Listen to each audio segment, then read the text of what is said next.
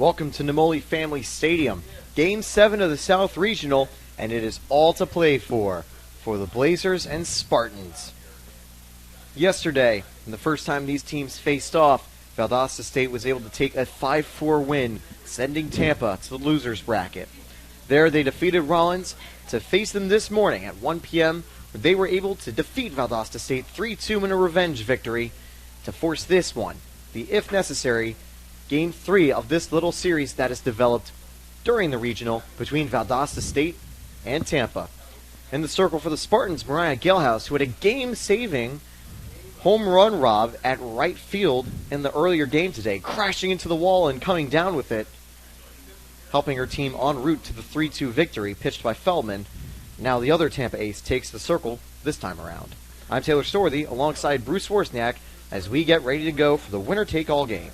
Yeah, Taylor, it's interesting because throughout the season here at the Nemoli Family Stadium, we would see the Spartans play 3 games over the course of 24 hours. Typically it would be a Friday night game and then a doubleheader on a Saturday. And as we were seeing Rollins over the course of Thursday and yesterday, I was talking a lot about how, Rollins was just here last weekend in the final regular season series between these two teams, and all of a sudden it looks like this is a typical Spartans weekend series playing Valdosta State 3 times. And as you said, this is now the rubber match after Valdosta State won the first one and Spartans able to bounce back earlier this afternoon. So Hill leading off, 1-1 count. And Hill had a pretty, 0-2 count, I apologize. Hill had a pretty good game, was able to get on base a few times, and proved to be a hard batter to retire. Continues to do so here, taking the first ball. Count goes to 1-2. The updated one-loss records, Spartans now 38-12, and Valdosta State 36-12. It's going to be grounded. Ballmer makes the play but drops it. Throw it to first. Great effort to pick it back up, but not in time.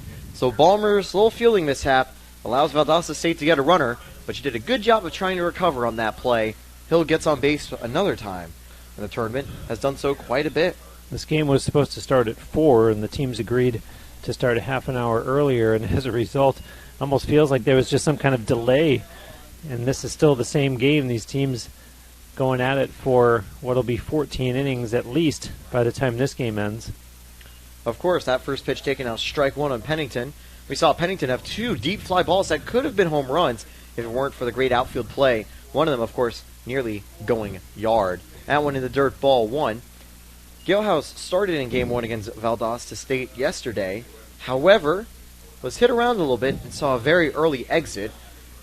So very uncommon to see Galehouse relieved, but Galehouse then immediately came back and pitched a really good outing against Rollins up until the Rollins offense came alive late to put a couple runs on her. But for now, Galehouse looking in the zone, ready to go. 2-1 count now to Pennington. Ball 3 now. Good eye from Pennington to work a really good hitter's count. Pennington was over 3 in the, I feel like saying, the game that just ended. First game of the day that started at 1 o'clock. That's going to be fouled away. Count will go full with a runner on.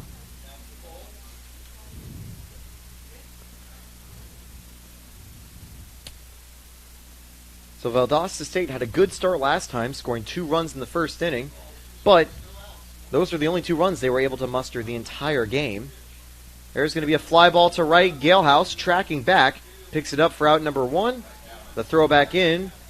We'll make sure that Hill gets to it. It's actually Allen in right field. That would have been a crazy play if Galehouse ran all the way from the circle to right field, but this game, it's Allen in right, Galehouse in the circle. Runner on first. And now there's 1 out. That brings up Allie Clegg, the third base player for Valdosta State. Clegg was 1 for 3 and scored a run in the game earlier. That's a devious changeup that we've seen all season from Galehouse. This one lands just a little bit too low for ball 1. But again, Clegg's had some good hits and 14 home runs in the season. There's going to be a line drive. Gets down into the gap. Allen, a good play to pick it up. Throw, not going to get to third in time. So put runners to the corners with 1 out. Clegg does a good job to get the runner to third and to get on base. And Valdosta State scored 2 in the top of the first in the game earlier today, and threatening to already get the game's first run here with a player already on third base and only one out. So another sluggish start for the Spartans from the circle. They conceded 1 run in the first inning against the Blazers, and 2 runs in their most recent game. That one now fouled away as Gano starts off. That's Hill on third, and now Clegg on first base. We sometimes see some pinch runners, but none right now for Valdosta State. That's going to be grounded foul. Count will go to 0-2 now. Galehouse getting ahead here. And in the game earlier, Gano was 0 for 3. The 0-2 to Gano. Going to get under that one, but it's going to go off the net, so the at-bat continues. The temperature is 87 degrees, and it's fitting that it's so hot since this is such a high-stakes game, and the pressure is absolutely on both teams. And a, for sure, loser goes home game. This will be tough for both. Valdosta State wanting to correct that loss, and Tampa wanting to continue the winning ways. 2-game winning streak from both games yesterday and this morning. Wanted to extend that to a 3-game in total to get to the Super Regional. That one gets down foul, though. That was a good hit and could have sent a run home, but it lands a little too far to the right. Yeah, Taylor, in talking about Valdosta State and some things they want to clean up, they did commit 2 errors in that 3-2 loss to the Spartans earlier today, so certainly something that they want to improve on here. As now the count to Gano is 2-2. Good job by Gano to stay alive, and a good take right there on the bait pitch. Galehouse ready to go. Fouled away as we actually saw Clegg moving. I think Clegg's going to try to steal second on maybe the next pitch again. Gano very active with the bat here in this at-bat in the top of the first against Mariah Galehouse. The 2-2. Swing and a miss. And they try to get the runner at third. And that was actually a smart play by Chevalier because Clegg is running to second. Your instinct is to try to throw there. Of course, if Chevalier went to second, that might have allowed Hill to just try to run and take home. Instead, tries to catch Hill off guard. Hill's back safely. Runners second and third, 2 outs. Yeah, that's a real heads-up play by Chevalier because, if nothing else, you got to think that maybe Morgan Hill is going to be a little bit lackadaisical over at third base and isn't going to be thinking that the catcher is going to try to pick her off. So I do like the decision by Chevalier, even though Hill ended up staying safe. Both Galehouse and Richards, the 2 aces for their programs, with devious change-ups in their arsenals, as we saw right there from Galehouse. That one's low ball 1. But indeed, Hill was not so lackadaisical to get completely caught off guard as she got back in time on the pickoff attempt. The 1-1 now, 2 runners on. That one, strike 2. A real plus change-up there from Galehouse. Proctor was 1 for 2 in the first game and drew a walk. The 1-2 for Proctor. That's going to be flared out to right. Allen's going to get it. 1 run scores. 2nd run stays at 3rd. Runner safe at 1st. And Valdosta State takes the lead. Wasn't the cleanest of hits, but it gets the job done. 2nd hit of the day for the Blazers. And they now take a 1-0 lead in the first inning.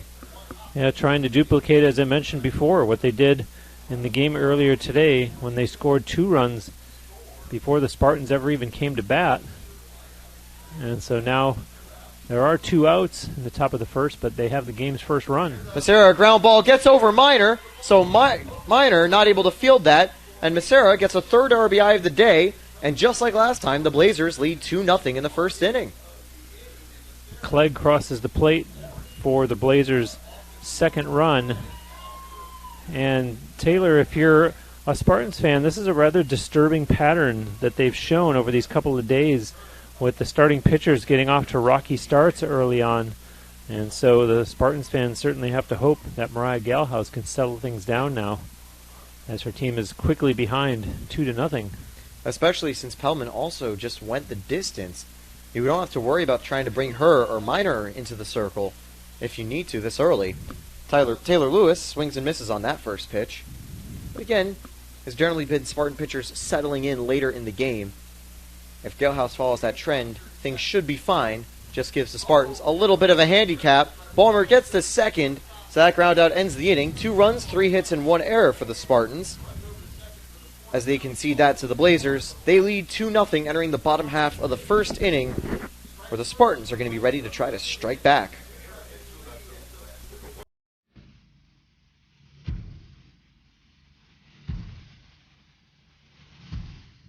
Just another ordinary day at UT.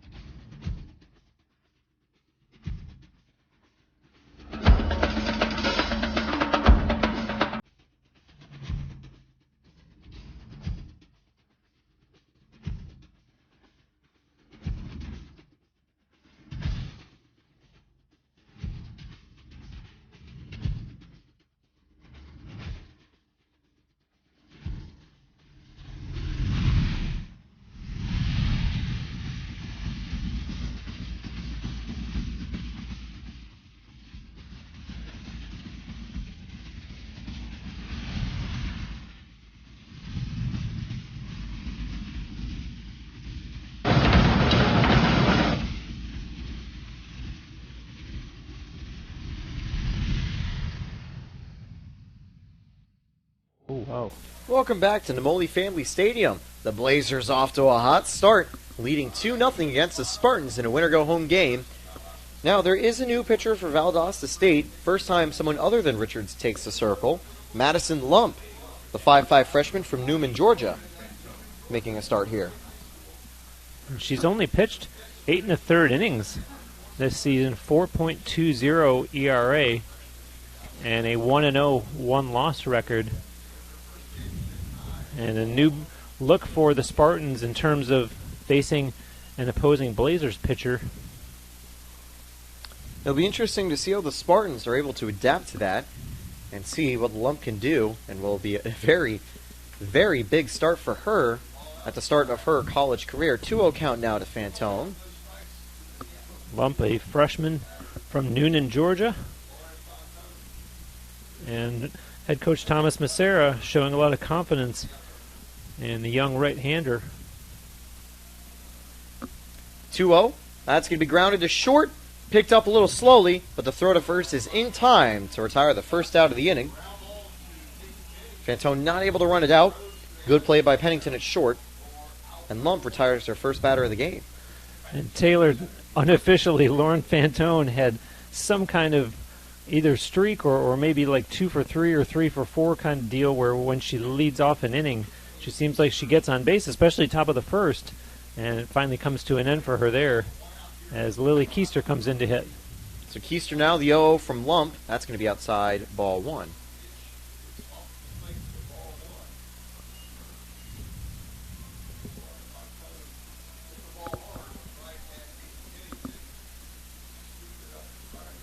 But yeah, Fantone, always a consistent player to get on base.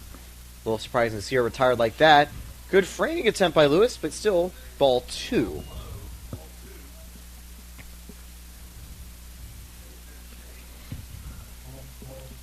few more practice swings for Keister, getting ready to go. Pitch from Lump. That one outside again. Keister working a very nice hitter's count, getting up 3-0. And Keister is not the player you don't want to pitch around here because Galehouse, Miner, and Russo follow suit in the Spartans' order. Checking the wrist one more time. Here comes the 3-0. Strike 1 on the inside corner. Just gets it there. Keister looking back to check if it was a walk or not. But no, she's not going to get a walk on 4 pitches yet. Count stays 3-1. Keister was 0 for 3 in the game earlier. 3-1. That's going to be fouled away. Count will go full.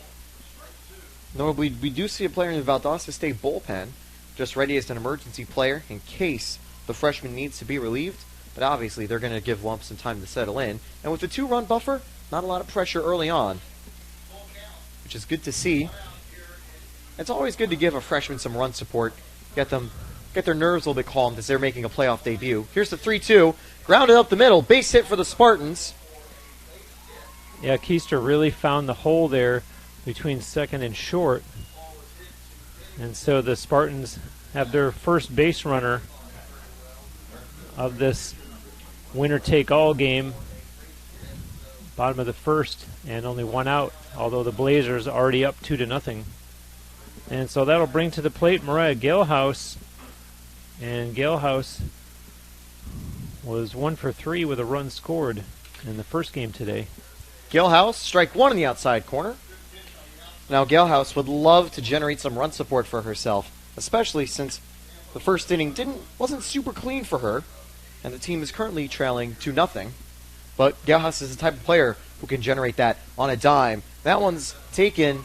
Strike two. Looked nearly high, but just on the line. 0-2 count to Galehouse. And Lump getting ahead of one of the Spartans' best hitters here. The 0-2. Swing and a miss. Retires Galehouse on 3 pitches. That is a rarity in itself. So Lump settling in after that base hit. A nice rise ball there from Lump. And that's going to be a shot in the arm for her. And as you mentioned, Taylor, it also makes it a little bit easier for her to breathe, knowing that her team's already up 2-0. Although now she faces the dangerous Corinne Miner, who was 0 for 2 in the first game between these teams today. That one's strike one in the outside corner.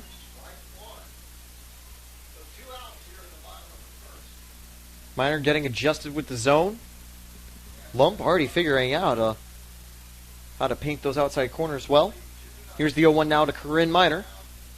Swing and a miss. Count goes 0-2. And so it looks like that first hit's just awakened Lump really quickly. Looking less like a freshman making her playoff debut.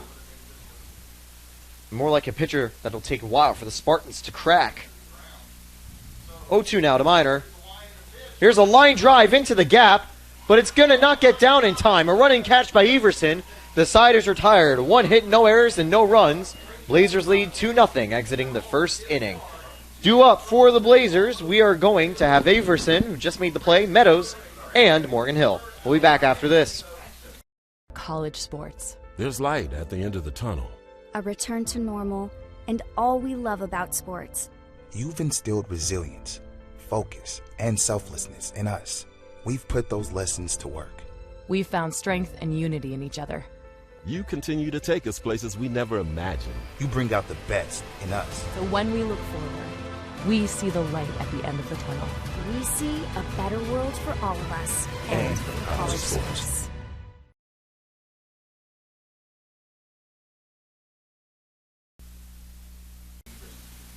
In the opposite half of the South region, Alabama Huntsville currently leads against Auburn Montgomery in game 1 of the final day there. A Huntsville win would force game 2 between both teams. They're looking to do what Tampa has done in the bottom half of this region. Strike one taken on the outside corner to Everson to start out the second inning here.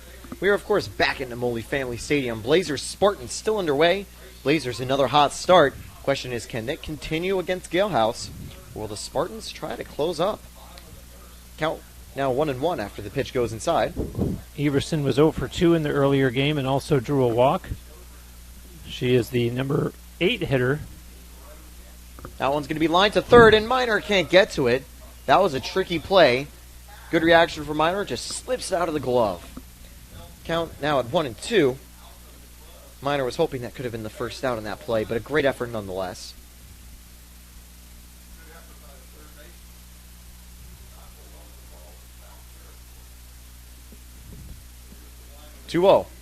That's going to be grounded. Galehouse catches the weird hop, and that'll be the first out of the inning.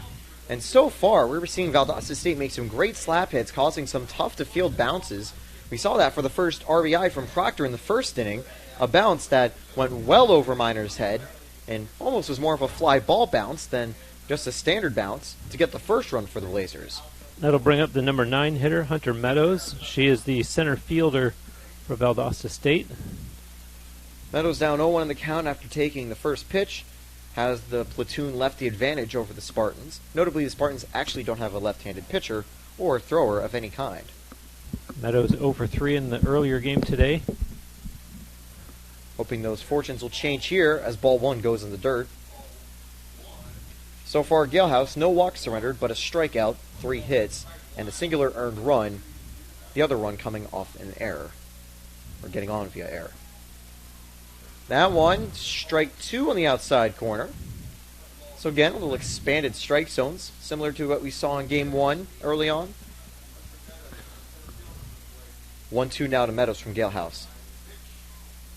Just a little high, 2-2. Taylor, as you mentioned, very unique seeing a batting order that in the particular way that it's falling this inning, the 8, 9, and 1 hitters are all lefties for Valdosta State. And tipped away, so Meadows will stay alive. And indeed, if Tampa had a lefty pitcher and this was the type of order coming up in the 5th or 6th inning, that's where you think, hey, do I try to run a platoon advantage with the lefty pitcher against those 3 lefty batters? Because, of course, you can mix and change, pull in and pull back pitchers, as we saw earlier this season. Ball in the dirt, full count now. Good job there by Meadows with good discipline to stay alive. Of course, Meadows, a junior from Cordell, Georgia, has a bit of experience. Going to ground it to Russo. Fields it and gets the out. Good running attempt by Meadows, but can't beat the throw. That was a relatively easy play in the infield. You know, Taylor, before Galehouse threw that pitch, she took a little bit longer than usual, walked out the back of the circle, and just kind of looked to almost exhale some frustration out. I don't know if that's with the umpire or with herself. She's able to come right back and bounce back with a pitch that is able to induce the ground out. And so now the Blazers at the top of the order, but with 2 outs here in the top of the 2nd. After striking out in her first at-bat, I have a feeling it's a mixture of mainly pressure on herself, being disappointed at the slower start from the circle, and for not being able to help her cause at the plate. Good changeup there for strike 1 on Hill, who's 0 for 1 today, but got on base via error and came all the way around for a run. Ball 1 now.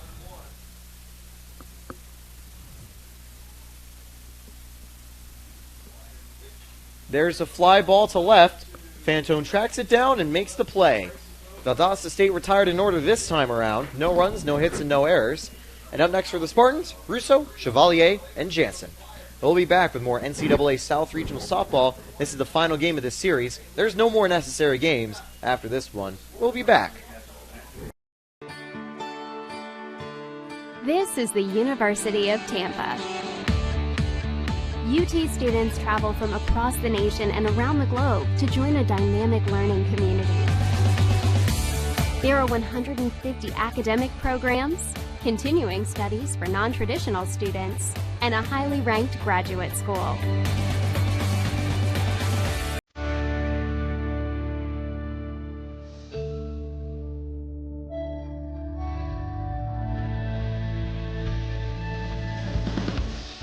Academic opportunities are extensive and rigorous, but this mid-sized residential campus retains a welcoming feel.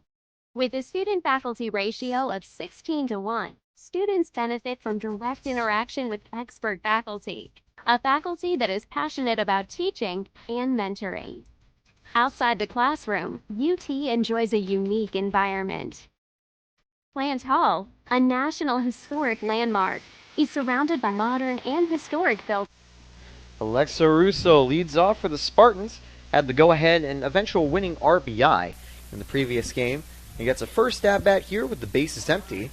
And so far, Madison Lump has done really well against the Spartans' big bats. That's not going to continue here. It's a line drive up the middle. Good attempt there by Lump to get it, but was also just a little too fast, and even the best reactions possible might not have been able to make that play. So first pitch taken to the outfield for a single.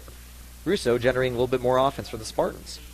Now we're going to have a pinch runner here for Alexa Russo. What a well-hit ball by her. Just a solid connection. And now we're going to see Devin Hammonds come in to run for Russo at first base as the Spartans get their leadoff runner aboard here in the the bottom of the 2nd inning. And after they get that leadoff hitter aboard, now we're going to get to see Lexi Chevalier Chevalier, the Spartans catcher, and in the game earlier today, Chevalier was 1 for 3 and scored a run. Chevalier hoping to help generate a little bit of offense, although for here, her main goal is going to be to advance Hammonds, the pinch runner, to second. First pitch, Chevalier squares up, bunts that backwards. Foul ball.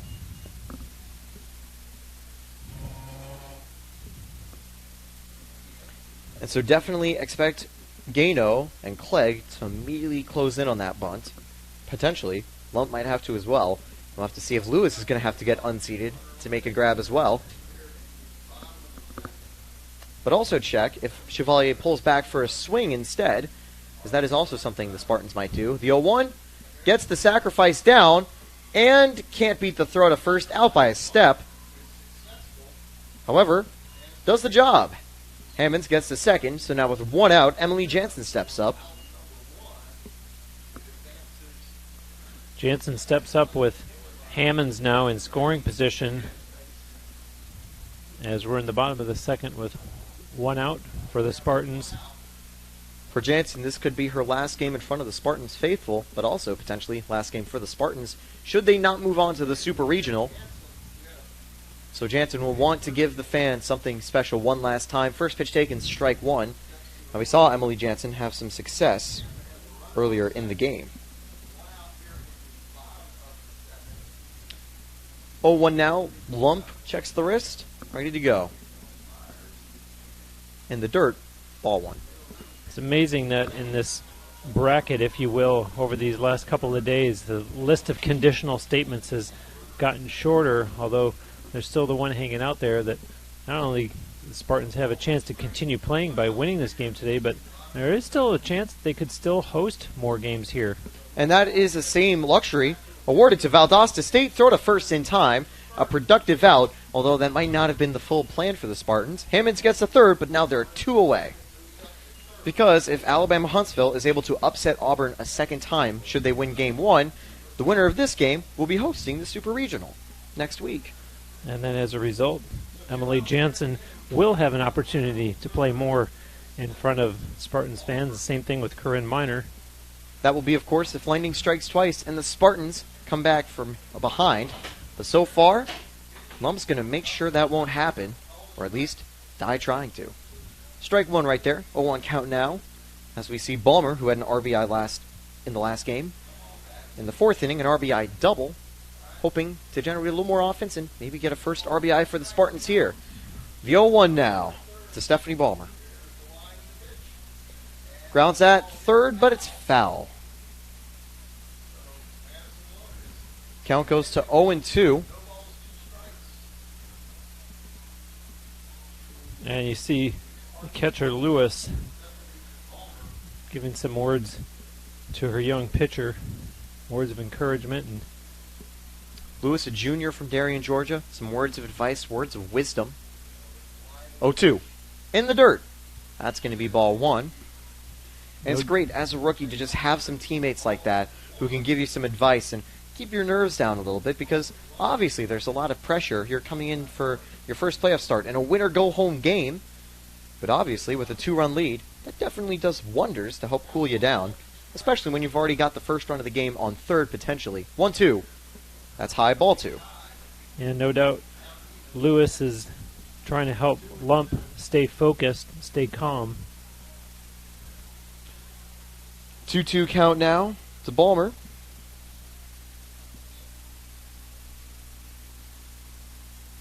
Checks the wrist one more time. Here's the 2-2.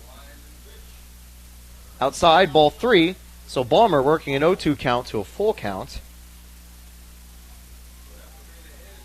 Great discipline from Balmer to get back into this at-bat.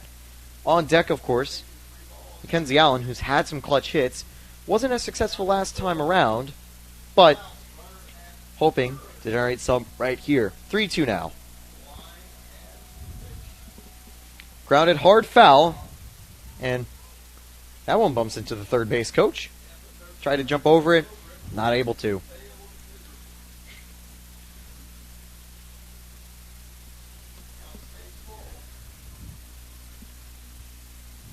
Sun beating down more than it had in the first game. It was a little cloudier. which also meant things were a little cooler.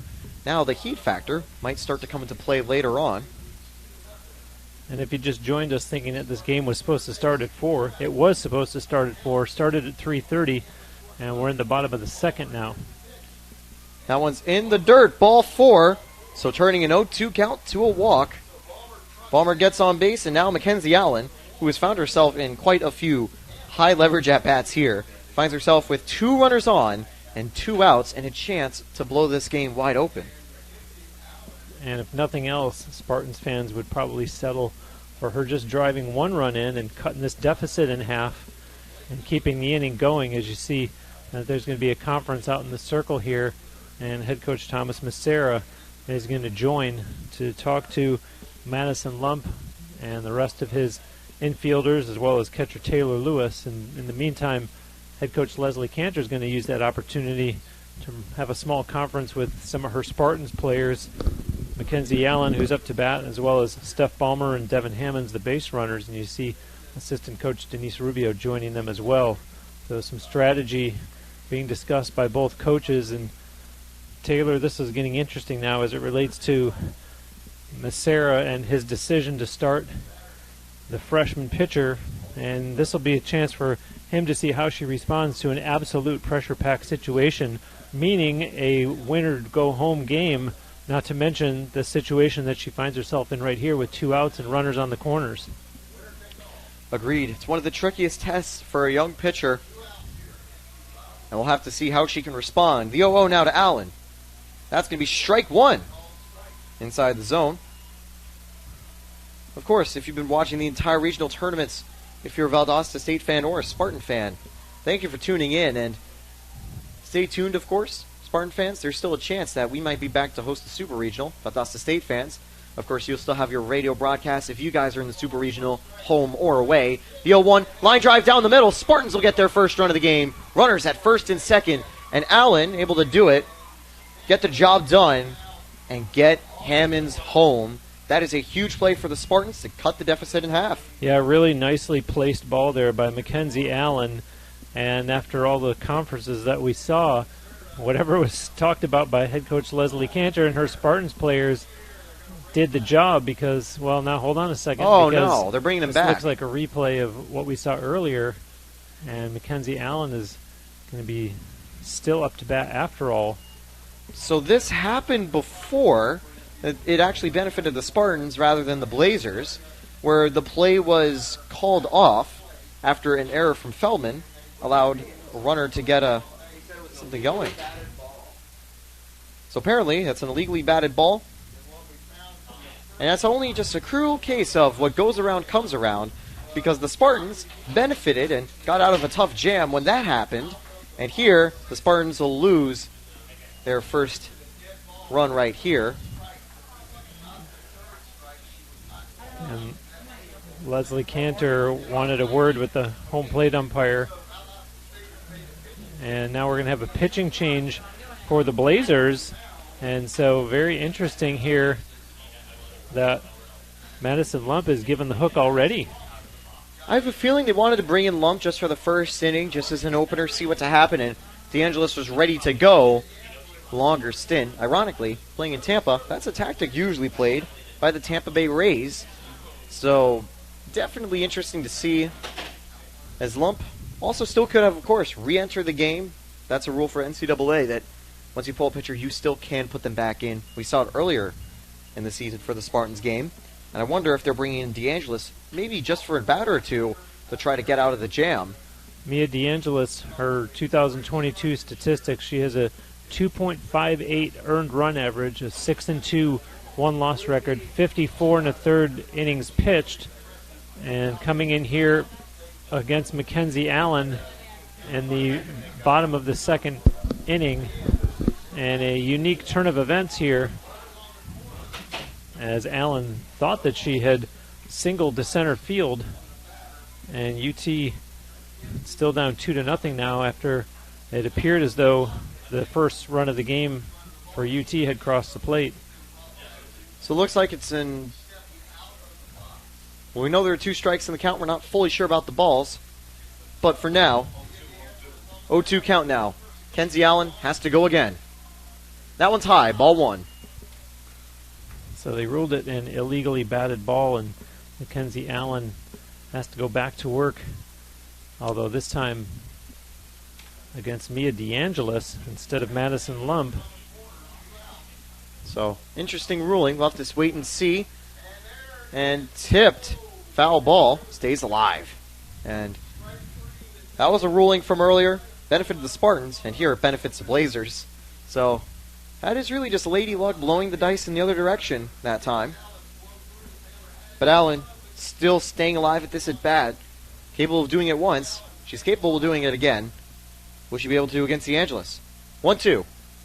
Fouled back and into the net, so the inning stays alive too. Devin Hammonds at third base, Steph Ballmer at first, and optimistic in the on-deck circle is Lauren Fantone, while Mackenzie Allen continues to work this at-bat against the new Blazers pitcher, Mia DeAngelis.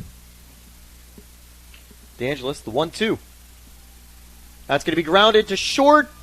They can't get the out at first on a wild throw. Runner gets to third, telling her to stay. Runners at second and third.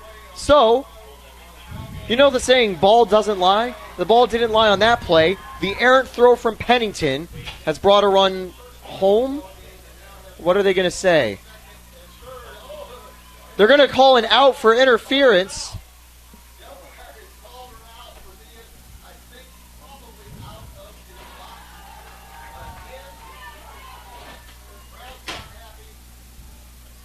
And it looks like it could be the run just not coming home. The umpires ending the inning here. We'll be back with more NCAA softball after this. I pledged. I am an NCAA student athlete. And I pledge to be a champion of unity on my team, on my campus, and in my community. I pledge to embrace differences and strive for inclusion and collaboration. I pledge to stand against racism, hate, and discrimination. I pledge to strive for love, care, and forgiveness. I pledge to stand against silence, deceit, and obscurity. I pledge to strive for dialogue, truth, and understanding. I pledge to stand against fear and doubt. I pledge to strive for trust and belief in one another.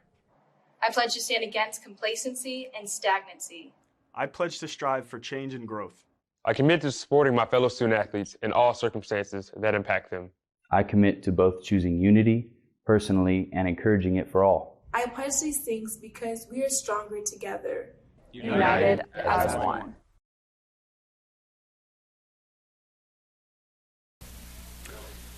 Disappointing for Mackenzie Allen the end of the last inning, and we believe it's just another batter's box infraction.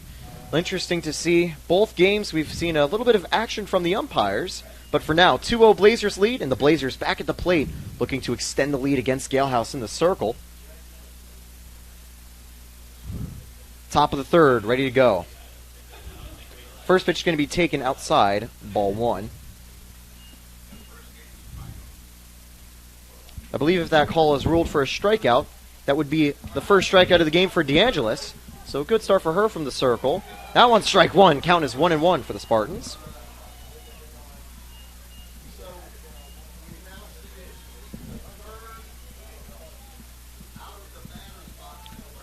One. That one's in the dirt.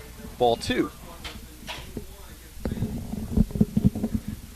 So the ruling on that play that ended the bottom of the inning for the Spartans was interference. So an interference call that had followed a batter out of the box call. Bad luck for the Spartans, and deep breath, I'd say, for the Blazers, as on both of those plays, their lead would have been cut in half. Instead, they're able to retire and strand both Spartans runners. That one going to be taken outside, ball 3.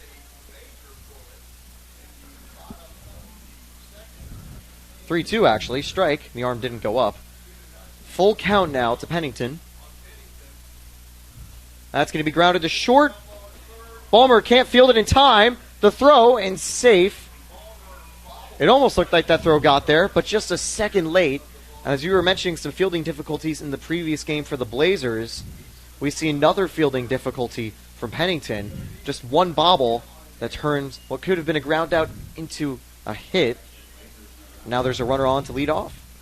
This is a great opportunity to see how your team plays in the face of adversity. A couple of unique situations that we saw there in the bottom of the second, and the Spartans need to shake it off and play good defense. Great sacrifice bunt from Clegg.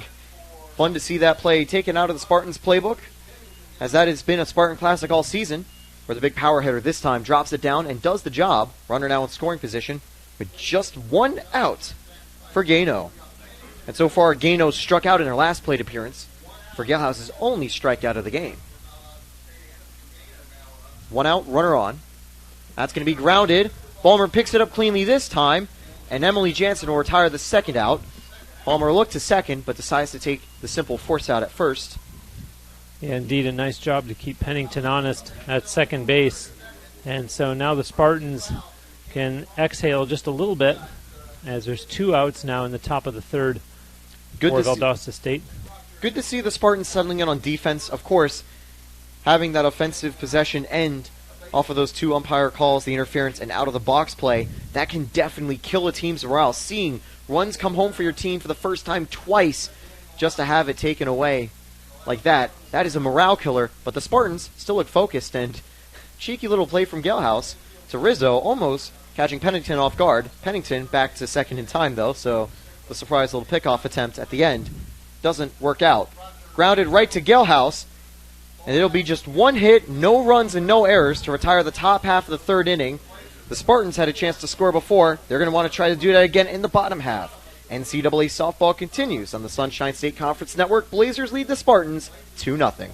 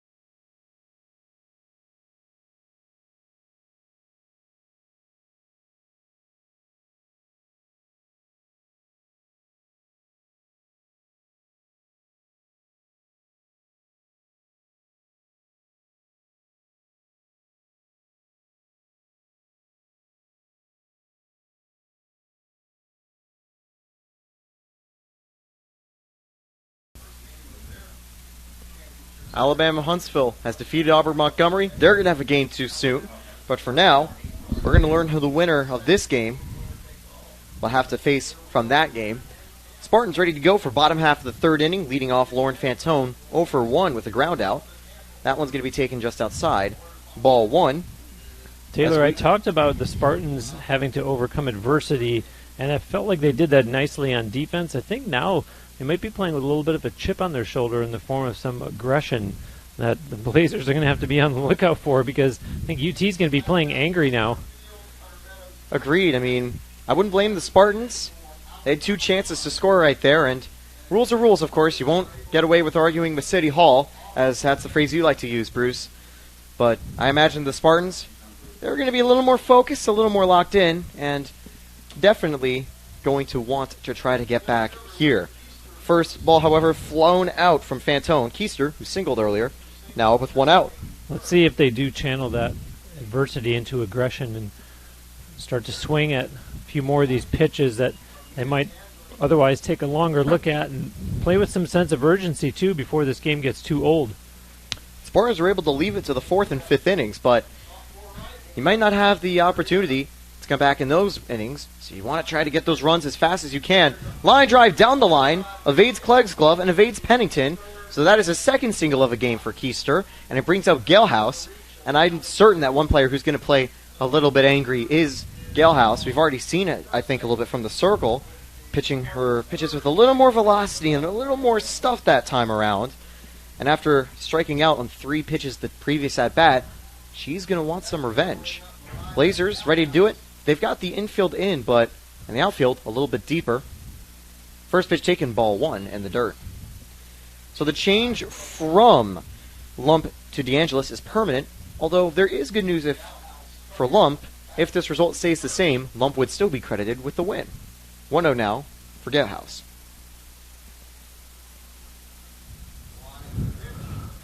That is high, tries to steal second. Keister gets there in time. So we see the speed on the base pass from Keister. Getting the slide in time. Counts 2-0. That looked pretty close, and the Spartans should be quite thankful that the umpire called Keister safe on that one. Probably could have gone either way. I think that her foot was on the bag just before, but if the throw was just a little bit better placed to exactly at Pennington's glove, and if it was lower, that's where the tag, I think, would have been just in time for an out. Keister benefited from the movement needed from Pennington. That one, however, is a pitch taken for strike 1. 2-1 to Galehouse. Doing a lot better at this at-bat, still in a slight hitter's count. 2-1. Fouls that way, count goes to 2-2. And maybe that's a little bit of anger. We saw a little bit of a hard swing there from Galehouse, really trying to generate some run support, which we've seen her do all season. Runner on, 1 out. Corinne Miner hoping that this doesn't end in a double play so she can get a chance. 2-2. That's going to be grounded to third, but that's going to go foul. Clegg made a good job to field it, but it just bounces foul before she can get it.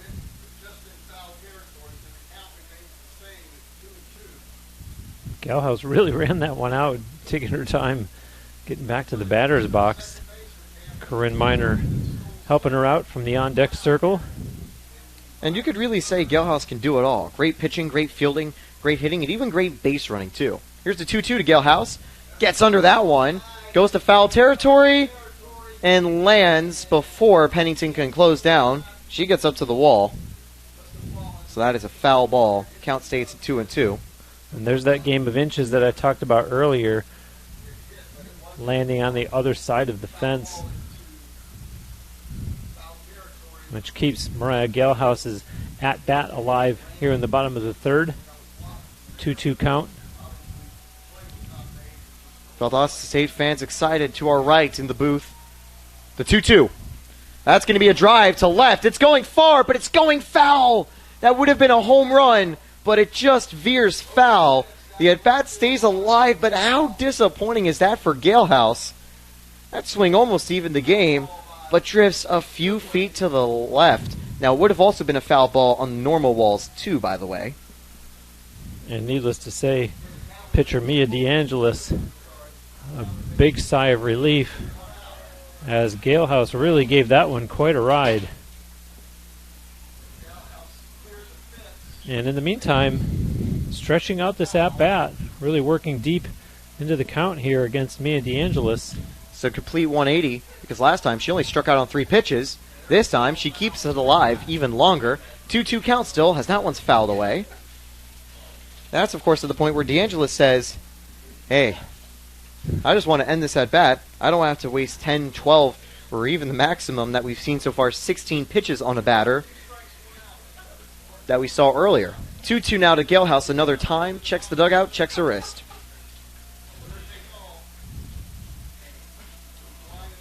Gets under that one, but a little too far under it. Pennington reads it, and that'll be the out number 2 in the inning. Long at-bat, but it ends in a flyout. 9-pitch at-bat, but ends not in the way Galehouse wanted, but in the way that DeAngelis will be satisfied with. 2 outs, a runner on second now for Corinne Miner, who lined out to left last time. I'm going to give Corinne Miner an opportunity to make me look good. You'll recall that I said that she's really not been the Corinne Miner that we're used to seeing over these 3 days now that we've been calling these games. And obviously the Spartans would love to see her break out of this mini quote-unquote slump, if you want to use that word, as she's a bit overdue by Corinne Miner standards. Yeah, she has been one of the best Spartan hitters all season. 3 home runs and team leader in RBIs still. Here's the 0-1. There's a fly ball. That's going deep, but not deep enough. makes the catch in the sun, and that ends the inning. Spartans strand a runner on second and still can't cut the deficit.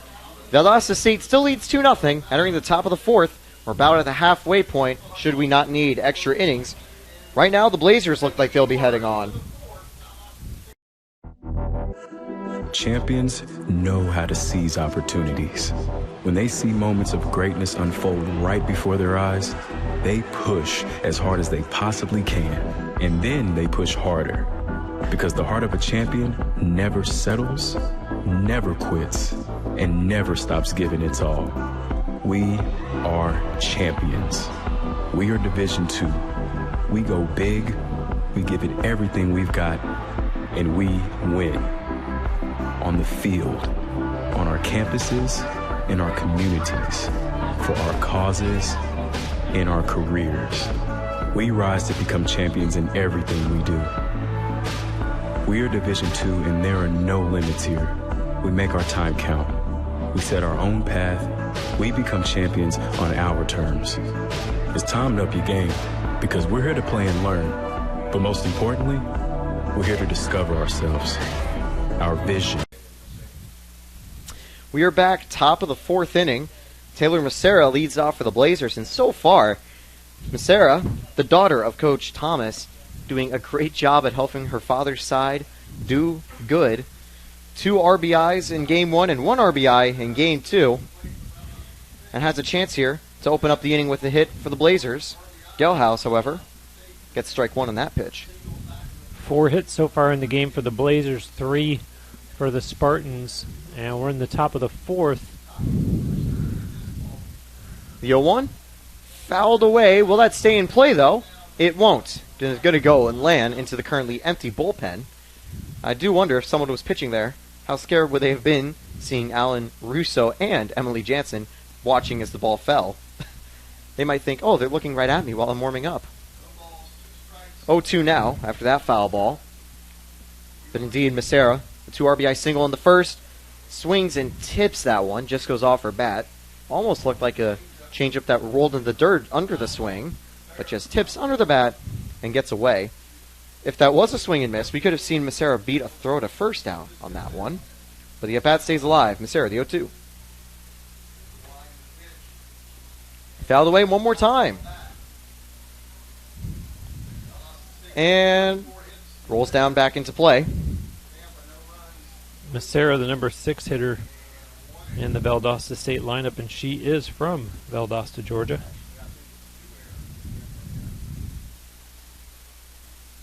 Oh, 2. Swing and a miss, and the throw to first confirms it. As the infield tosses it around, that is strike 3 for Macera, retired on strikes, and that is the second strikeout of the game for Mariah Gelhaus as Taylor Lewis steps up. Lewis, the Blazers catcher. She hit into a fielder's choice in the first inning. There's a line to left. Gets down. It's the perfect hit if you're a fan of those singles. Gets over the infield and too shallow for the outfield. Runner on with 1 out. I'll tell you what, Steph Ballmer, like a track and field competitor, tried to run that one down and just couldn't get there in time. And so the Blazers get a base runner here in the top of the fourth. Both of their runs came in the top of the first. And we're going to get a pinch runner now as Avery Martin's going to come in to run for Lewis. And Everson is the batter.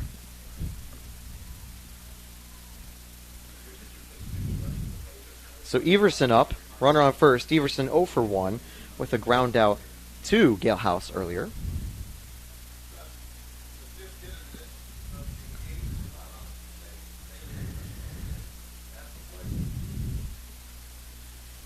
Gelhaus ready from the circle, fires.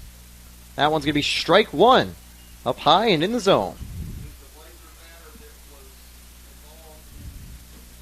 The infield in. We know that Everson has the speed to run out ground balls or slap hits. Fouled away for strike 2. So obviously the Spartans infield has to be ready if one of those balls does get to the ground, because Everson will be like a Ferrari roaring down the first base line ready to beat a throw out. and it will be a game of inches, centimeters, millimeters on any throw to first. Played the bomber and can't hold on to it again. And we saw yesterday the third base player for Rollins just struggling with fielding, 2 balls going through her legs, and Balmer, some of the bad luck now on her, as that's a second official error, and earlier a hit that could have been classified a Balmer error, which was classified as a hit though, not an error, came off another bobble from her. So a disappointing day for her. Yeah, that is disappointing because I think Galhouse was trying to induce a potential double play ball, and that's what that would have been. It's what it should have been. And Balmer just not able to find the handle, so instead of a double play, all of a sudden the Blazers don't get 2 outs at once. They get 2 runners on base. And you see the runner back safely there, the pinch runner, Avery Martin, on the attempt to pick her off. Good thought there by Chevalier, just a little bit late, maybe a second or 2 off. So disappointing. The Spartans could have had a second out right there, but the bunt attempt goes foul.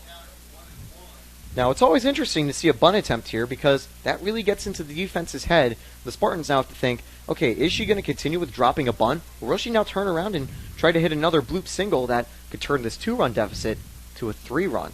Here's the 1-1. Indeed, there's a bloop, but that's instead going to bloop into the bullpen.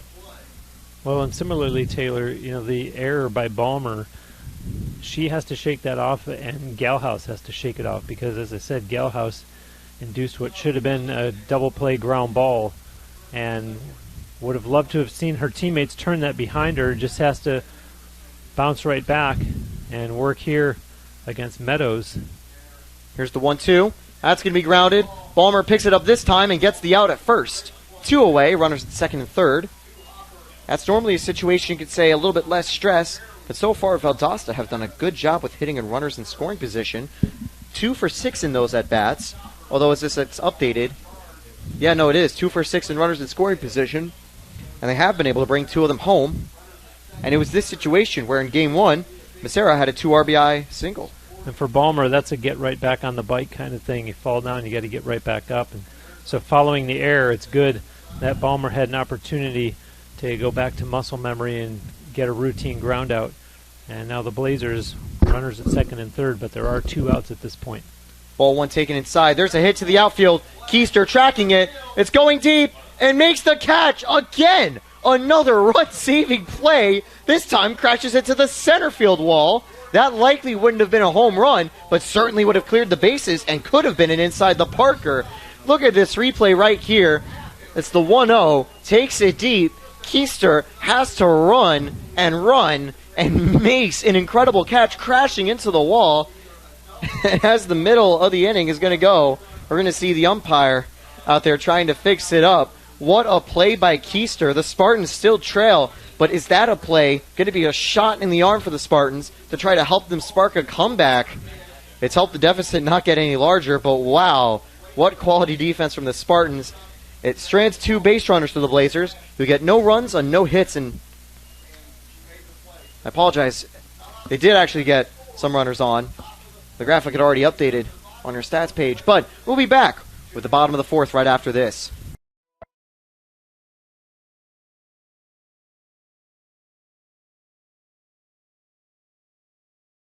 Welcome to the University of Tampa. My name is Tucker Whitman, and I'm a junior marketing major here at UT.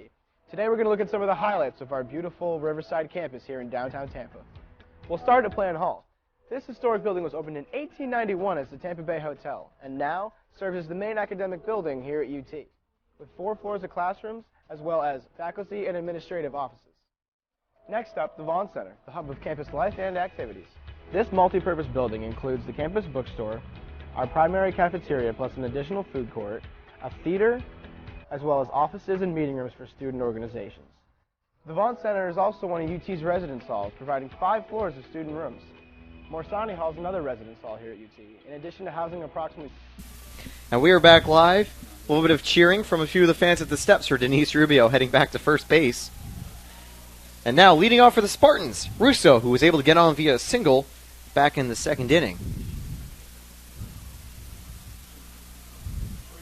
Here's the 0-0, and that one's in the dirt. Bottom of the 4th underway. First pitch is a ball. Of course, DeAngelis came in to relieve the young freshman. DeAngelis, of course, a sophomore from Marietta, Georgia, and so far, in 1 1/3, has only surrendered a singular hit, forcing a lot of fieldable ground balls and flyouts. Swing and a miss for Russo. Now, so far, Russo has been really solid today. Got a winning RBI and got a single, and wonder if she can continue that hit streak right here. A big swing there for Russo, reminiscent of that home run that she hit yesterday. 1-1. Russo gets under that one, and that will be an infield fly ball that Pennington tracks down for the first out of the inning. So that'll bring up Lexi Chevalier, the number 6 hitter, the Spartans catcher. She hit into a sacrifice in the second inning, and bats now against Mia DeAngelis in the bottom of the 4th, and her Spartans team behind 2-0, courtesy of a pair of runs that the Blazers put up in the top of the 1st. Last time out, the Spartans were able to get 2 runs across in the second inning, and that one hit Chevalier, and clearly not intentional. That one just slipped out of her hand. And Chevalier won't mind. Takes a little bit of a minor bruise because it wasn't super fast. In exchange, she gets a free base. Runner on with 1 out now for Emily Jansen, who grounded out last time.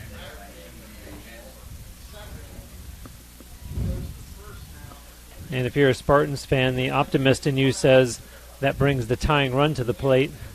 A lot of work for UT to do if that's going to be the case, but nonetheless, they've got a runner aboard here in the bottom of the 4th and only 1 out. The DeAngelis code has stumped the Spartans so far.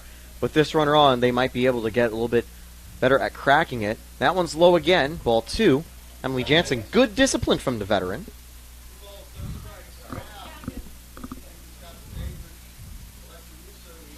Balmer and Allen on deck. Balmer had an RBI double in the previous game and could inherit a situation where she can get one should there not be a double play. That one's taken for strike 1.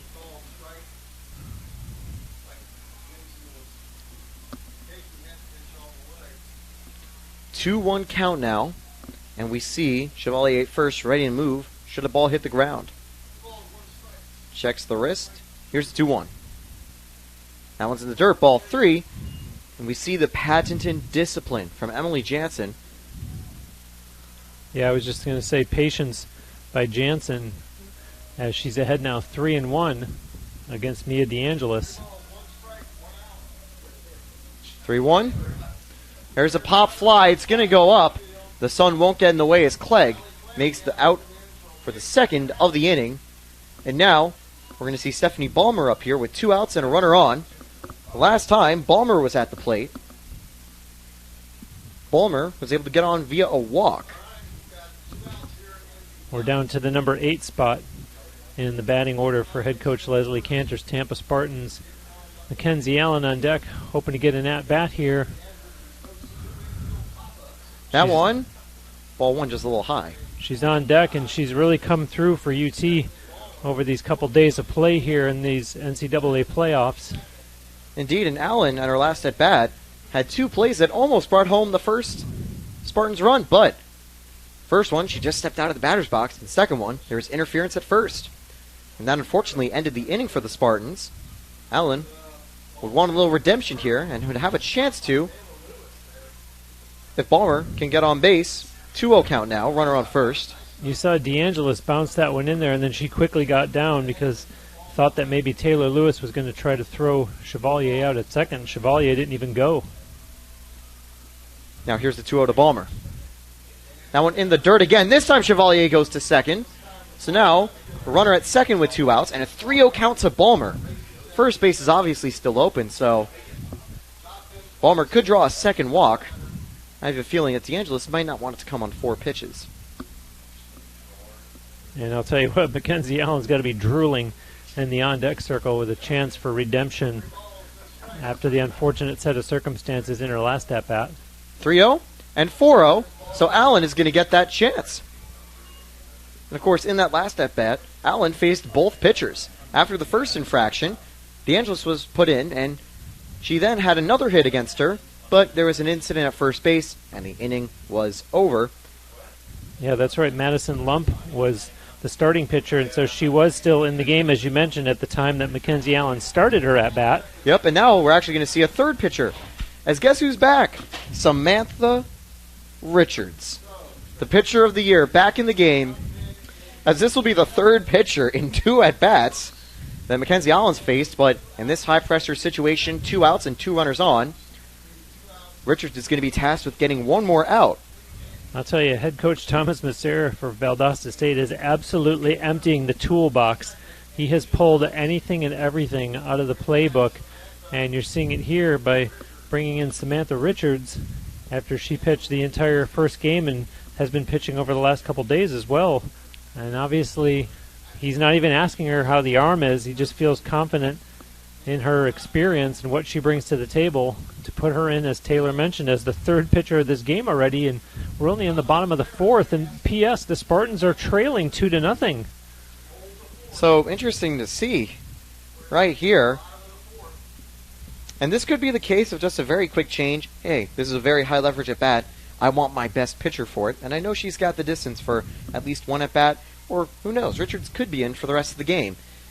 We've seen everything, and this is still something almost a little bit new. Allen ready to go with the 0-0 from Richards. That one's going to be taken, ball 1.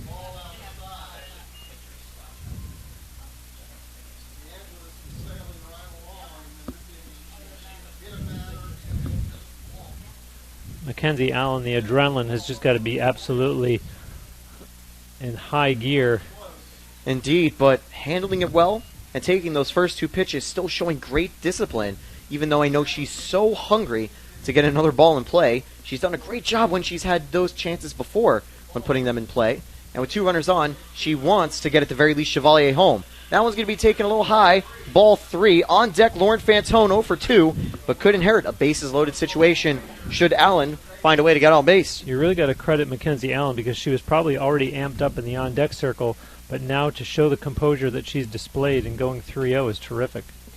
And that is elite composure from Allen to draw a 4-pitch walk against the best pitcher in the nation, despite having, I think, a little bit of anger left over from those 2 plays that just weren't given for her for hits. But for now, I think that's going to feel really good that she can get on base and help her team out. And Fantone, who's put 2 balls in play earlier, a ground out and fly out, wants a chance right here.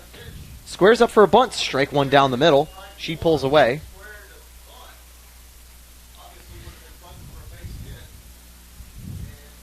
And you see Taylor Lewis, the catcher, out in front of home plate, settling down her infielders. And half of the infielders I see looking at their wristbands. 0-1 fouled away. The count is now going to go to 0-2 for Fantone. Spartans had stranded bases loaded earlier. They don't want to do it again. And let's revisit the comment I made before that Fantone has really been very reliable for the Spartans, and so the statistics would say that she's due, being that she's 0 for 2 so far. Now with the 0-2 count, she's got a chance right here to turn her not great luck around right here. The 0-2 from Richards. Fantone's going to put that on the ground. Clegg puts it up. Fantone can't beat the throw. And the Spartans strand bases loaded again. That brings a total of stranded runners to 7 in the game. And just think, if 2 of those could have came home, it wouldn't be a 2-0 Blazers lead. It'd be a 2-2 tie.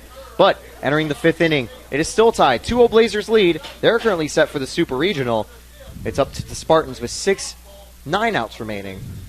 But top of the 5th, still yet to go before they get another chance. Due up for Valdosta State, Pennington, Clegg, and Gano. We'll be back. College sports. There's light at the end of the tunnel. A return to normal, and all we love about sports. You've instilled resilience, focus, and selflessness in us. We've put those lessons to work. We've found strength and unity in each other. You continue to take us places we never imagined. You bring out the best in us. So when we look forward, we see the light at the end of the tunnel. We see a better world for all of us and for college sports.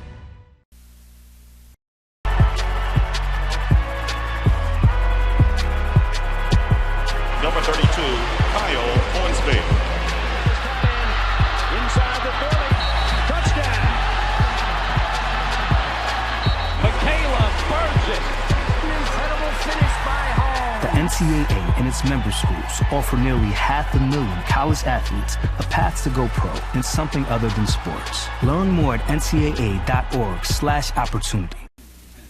We are back at Namoli Family Stadium. Spartans, Blazers. They have given us 2 entertaining games so far, and this one has not disappointed, Bruce. We've seen a potential home run rob, a little bit of controversial calls, and some good early offense from the Blazers to give them the only runs of the game, a 2-0 lead. First pitch is taken, ball 1 down on just a little bit low. Yeah, absolutely entertaining for sure, and even for the team that loses whose season is going to end, it's going to be a lot to talk about and a lot to remember from these 2 games today. And I'm going to be honest, I don't think there's really been a bad game throughout this entire regional. We've been blessed with some entertaining softball. The only high real deficits came in the Tampa-Rollins game and the Rollins-Embry-Riddle game. But, of course, remember, that Rollins-Embry-Riddle game went 9 innings with a 4-run display in the top of the 9th. That's the only reason that it wasn't really a 1-run game. Ballmer makes a clean play and gets the out. And we do see an Olympic player for Valdosta State. Hopefully she's A-okay. And that was from Nikki Pennington. Tried to run it out, but hopefully she's A-okay.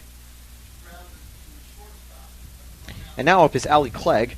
And so far, Clegg, known as a power hitter, has made some really solid defense at third base. Nothing incredibly flashy, but what she's been able to make plays, she makes them look incredibly easy. Just effortless out there. Clegg is the number 3 hitter, and on deck is Aniston Gano. 1-0 to Clegg. That changeup lands a little low, ball 2. The sweet spot, if you will, in the Blazers' batting order.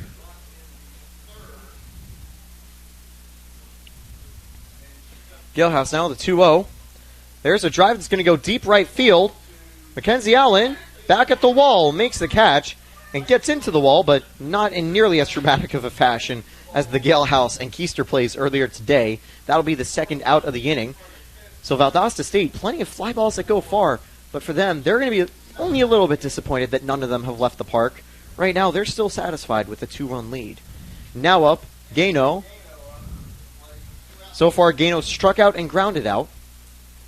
And that's going to be strike 1. Good framing by Chevalier, getting that one inside the zone. The Blazers with 5 hits in this game, and the 2 runs from the top of the first still standing up. That one just outside, ball 1.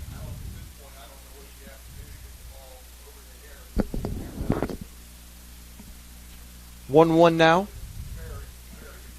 Galehouse.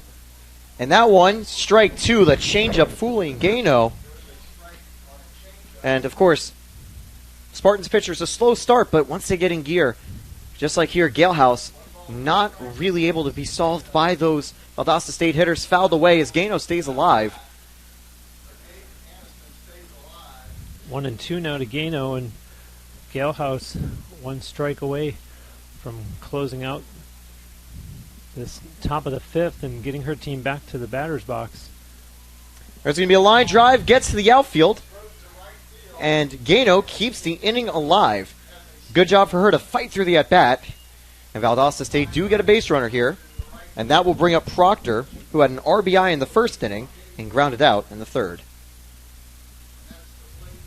That's what the Blazers need to do, is stay aggressive and not just try to nurse this lead, knowing that Spartans have the capability to put together a comeback. In fact, they did that in the first game. That's going to be grounded. Russo takes the out by tagging Gano on the run to second. So, Valdosta State gets nothing on a hit, no errors, and no runs. They still lead 2-0. Do it for the Spartans, Keister, Galehouse, and Minor. We'll be back with more playoff softball and the NCAA South 2 Regional after this.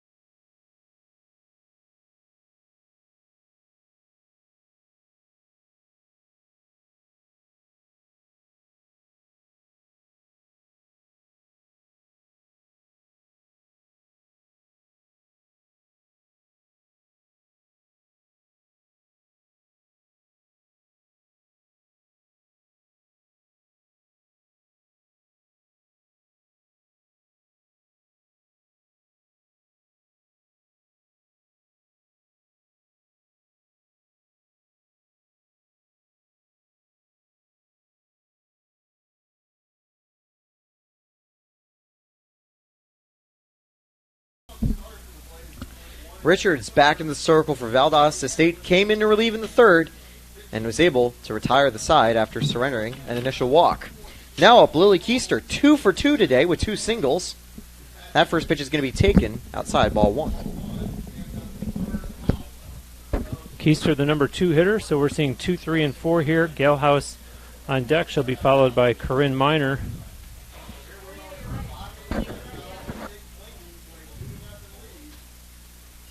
Count's going to go 2-0.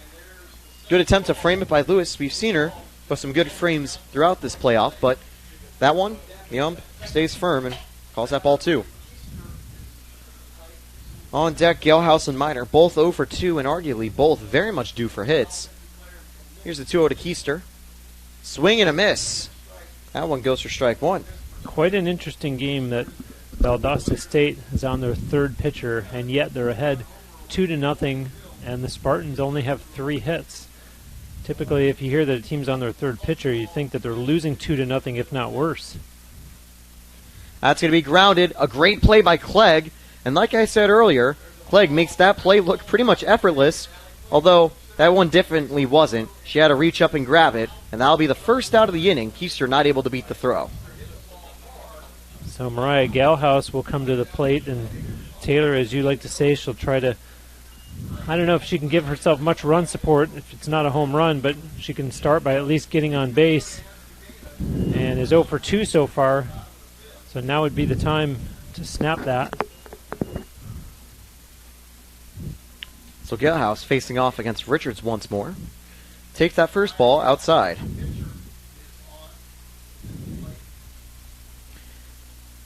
Ready with the 1-0. That one's going to be inside, ball 2. And now you mentioned interesting to see all these pitchers going.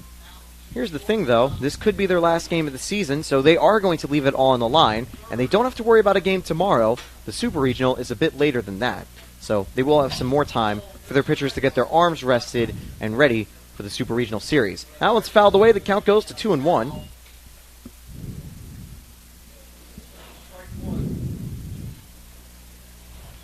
Still one out here. 2-1 count now to Galehouse. Spartans have left 7 runners on base thus far, and Valdosta State has stranded 5. And let's see what the discussion is here. And the umpire signals 2-1 as the count, and Richards looks to the dugout for the sign. Galehouse gets under that, but it's a play by Pennington for the second out of the inning. Looked like it almost had a chance to get into the outfield. Pennington tracks it down. We saw her limping after a base running play earlier, but with that leg, she was able to close in that one just fine. So good news, she looks all good. 2 outs now for Corinne Miner. Lined out and flew out to left earlier. And disappointing for her so far. And again, you'd argue she's due because she has struggled all day. And the Spartans, I think, need some kind of shot in the arm here. And that might not be it. That's going to go foul, but off the net. And it's going to take something like an extra base hit from Miner to really get the Spartans re-energized, because the Blazers have really settled in here and seem to be in control. So Miner's kind of the player that you look to for that sort of outcome. Let's see if she can do it. The 0-1 now to Miner. Richards checks her wrist. In the dirt, ball 1.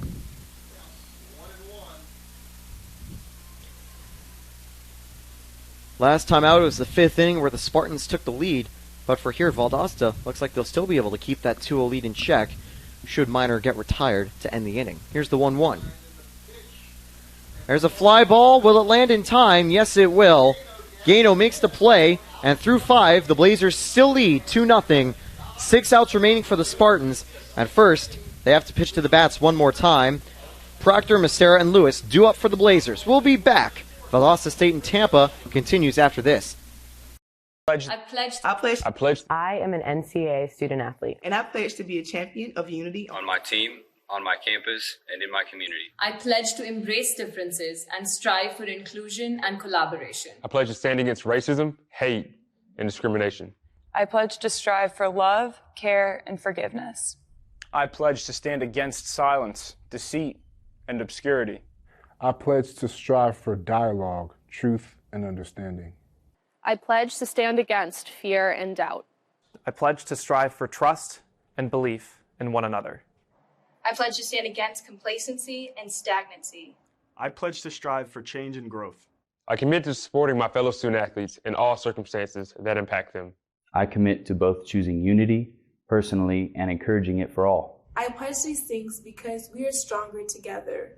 United as one.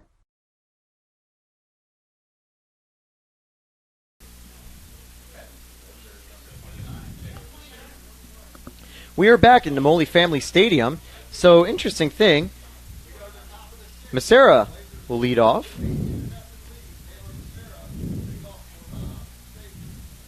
That's going to be grounded for a base hit up the middle.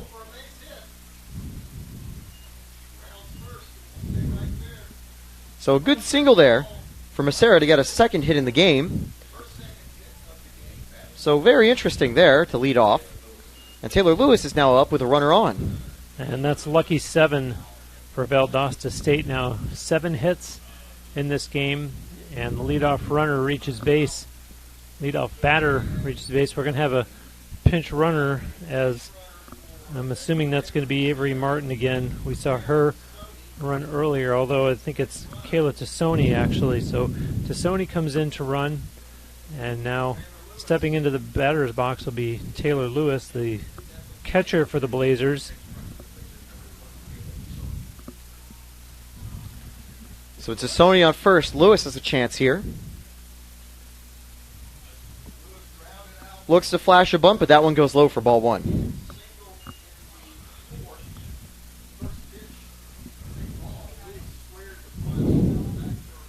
And the plot thickens here for UT, down 2-0. That one's going to be grounded, and Emily Jansen is going to be able to make that tag for the first out. Sacrifice does the job as Tassoni gets to second. 1 out, but the Spartans already down 2-0, and here are the Blazers with a runner in scoring position. So yeah, runners in scoring position. Everson, who grounded out and had an error last time up, has a chance right here to generate a little more offense. First pitch taken on the outside corner, strike 1. Everson has speed, so any slap hit turns into a race to first base. Here's the 0-1 with 1 out and a runner on. That's going to be fouled away. Count goes 0-2. Galehouse, her pitch count is up to 83 here in the top of the 6th. But Galehouse still looking as strong as ever, despite having a little bit of a workload over the past couple days. Here's the 0-2 now. It's going to be grounded. Picked up by Balmer and makes the play at first for the second out of the inning. Good job trying to run it down by Everson, but out by a step. Balmer did look to second, considered going there and seeing if she could catch Tassone off base, and gets it over to Jansen in time for out number 2. Meadows ready to go. That's going to be grounded. Minor in play. Throw to first in time, and the inning is over. 1 hit, no errors, and no runs. Spartans still trail, but they keep the Blazers quiet this time. Bottom of the order coming up. Russo, Chevalier, and Jansen for the bottom half of the 6th inning. We'll be back with the finale of the NCAA Softball Regional. This is the University of Tampa. UT students travel from across the nation and around the globe to join a dynamic learning community. There are 150 academic programs, continuing studies for non-traditional students, and a highly ranked graduate school.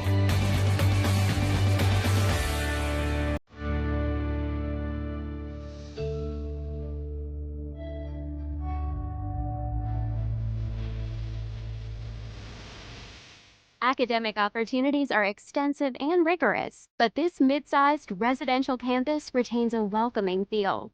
With a student-faculty ratio of 16:1, students benefit from direct interaction with expert faculty, a faculty that is passionate about teaching and mentoring. Outside the classroom, UT enjoys a unique environment. Plant Hall, a National Historic Landmark, is surrounded by modern and historic buildings on 105 acres. UT's beautiful downtown river. So we are back. Bottom of the 6th underway. Alexa Russo leads off. Popped out to short last time, but also had a single in the second inning. Russo's going to want to generate a little bit of offense for the Spartans. Richards will have a little revenge at bat here because Russo at the game-winning RBI last time out against in her previous battle with Richards. Now it's going to be outside, ball 1.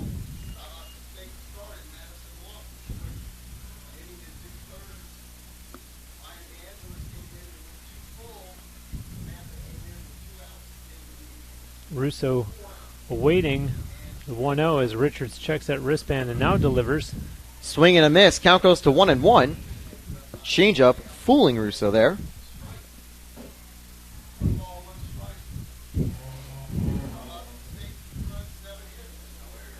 Russo really swings the bat with authority, and they need her to come through here.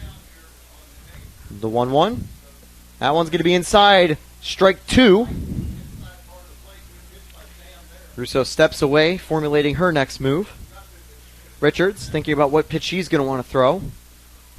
The 1-2. We're in the 5, 6, 7 portion of the order, so Russo, Chevalier, and Jansen. That's going to be grounded and stays fair. That's the first out of the inning. Time definitely a factor here as the Spartans are 5 outs away from having their season come to an end, so the pressure cooker for Alexis Chevalier as she comes up to bat. She hit into a sacrifice in the second and then was hit by a pitch in the fourth. So with that, she's going to have her first true at-bat right here with 1 out. Richards ready and fires. Strike 1 inside.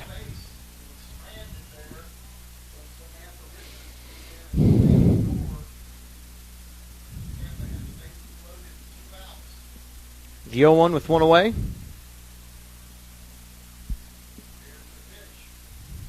That's going to be flared up.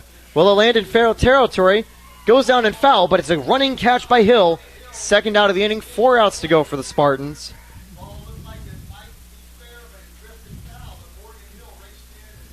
So the lean on the veteran now, Emily Jansen, as Jansen comes up 0 for 2 in this game and now facing Samantha Richards in the bottom of the 6th. So 2 outs here, and indeed, Emily Jansen, a little bit of stress right here with 2 outs. Swing and a miss for strike 1. And ever since Richards has entered the game, Tampa's bats have metaphorically and physically gone cold, even as outside has heated up over the course of the day. Takes a look at the dugout and checks the wrist. Here's the 0-1. That one's high, ball 1. On deck, Balmer. And after her, Mackenzie Allen.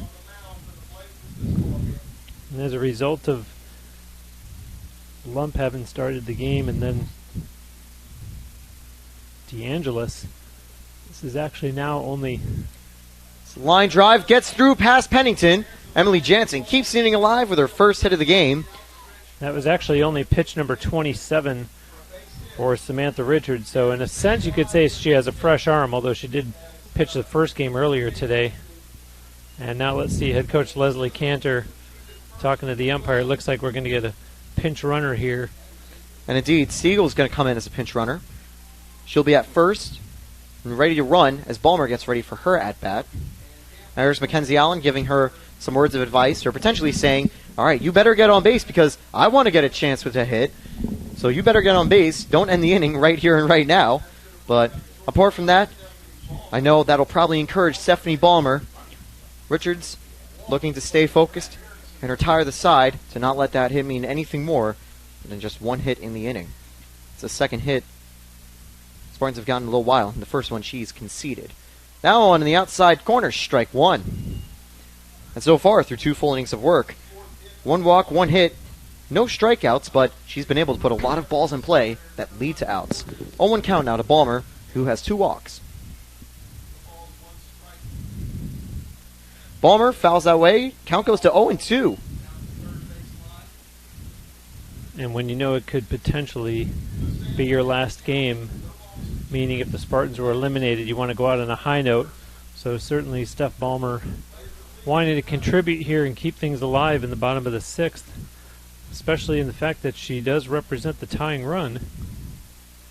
If nothing else, to move up Abby Siegel. Checks the wrist. Here's the 0-2 to Balmer. Fouled away, staying alive.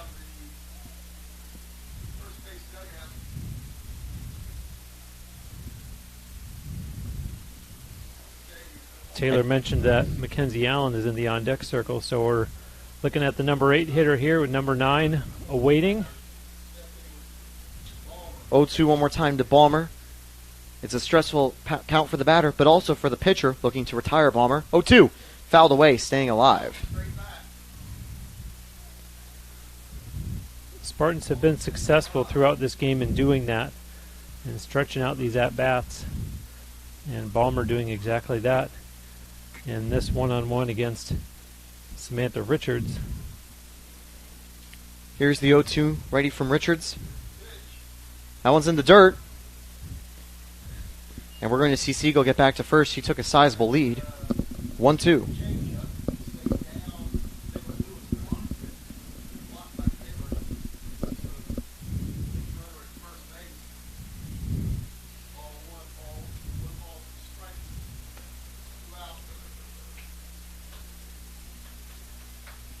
One-two count now. Balmer ready to go. Richards checks the wrist. 1-2. Outside corner, ball 2. Barely a ball. Tough, close call. That time, benefits Balmer. Count goes even. Yeah, I think that Lewis was waiting and waiting to hear the strike call, and obviously it didn't go her way. So Balmer gets it even now. Checks the wrist one more time. Here's the pitch. Balmer's going to get under it. Will it get down in time? No.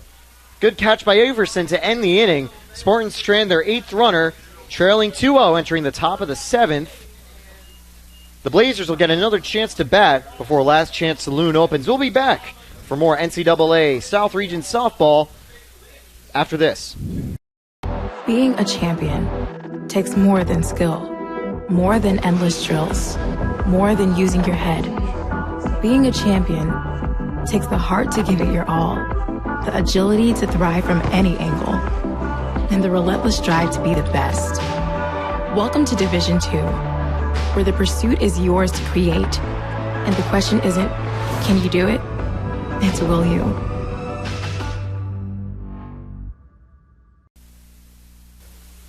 Top of the 8th, underway at Namoli Family Stadium. Galehouse back in the circle. So far, 2 strikeouts, 1 earned run on 7 hits. One of those runs came home via error, so 2 runs total, only 1 of them earned. At the plate for Valdosta State, Morgan Hill back to the top of the order. 0 for 3 today. Reached on error and had 2 flyouts, center and left. Here's the 0-0. Grounds it, Minor picks it up. That's the first out on the top half of the inning. Of course, Valdosta State can try to extend their lead here, but the important inning is going to come right afterwards. The bottom half, where the Spartans will look to get this game level to keep their season alive. Valdosta State just wants to build that buffer up as large as possible. Pennington, Clegg, and Gano up next. They're 3 stronger bats. You have to argue they might be able to do something. Pennington takes that one outside. It is, unless it's just Pennington and Clegg and they don't get to Gano, because certainly the Spartans want to get out of this as fast as they can and had to be thrilled to get a first pitch out against Hill to start this inning. And Pennington and Clegg each have a hit, 1 for 3 and 1 for 2. So the Spartans don't want to start flirting too much deeper into the order. Pennington looks at that one outside. Count goes to 2-1. So far, Pennington 1 for 3 with a single in the 3rd, fly out in the 1st, and ground out in the 5th. In the previous game, we saw a Pennington home run get robbed by Galehouse in right field. And maybe she wants to try to get another hit on Galehouse. It's part of revenge for that play. 3-1 count now. Pennington staying ahead. And ball 4. Pennington's going to get on base via walk. And now we're going to see Clegg at the plate with 1 out. So far, Clegg had a sacrifice, a single, and a flyout. Valdosta State is 3 for 14 in this game with runners on. Now that they have Pennington aboard at first, that stat coming into play. And squares up, the throw back to first, not in time. Tag not made in time, but Chevalier still up quickly to make sure Pennington didn't take too far of a lead. That one, ball 1. Clegg faked the bunt there. Strike 1, actually. This time, Clegg drops it down, but it goes foul. So I wonder if Clegg just trying to get a runner in scoring position, but just put a little more pressure on Gale House, even if it leads to a second out. And in talking about Valdosta State being 3 for 14 with runners on, the Spartans 0 for 9 with runners on in this game. And that one, ball 1. Clegg held up in time. Fouled, actually. He's going to rule.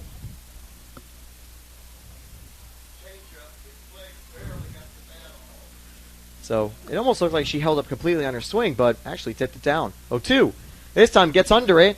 Minor makes the play. And that'll be the second out of the inning. We mentioned Gaino was part of that 3, and because of the walk earlier, she does get a chance to bat. So far, Gaino had a strikeout, ground out, and in the 5th inning, had a single. Gaino, one of the 4 lefty hitters in head coach Thomas Macera's order for this game. So far, the only left hitter to have a hit as well. Strike 1 in the outside corner.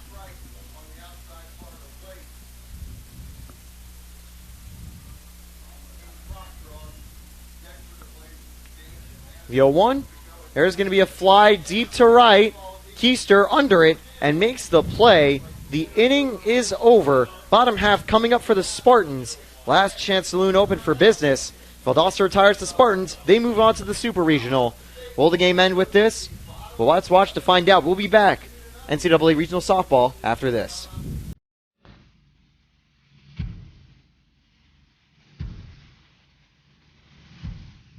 Just another ordinary day at UT.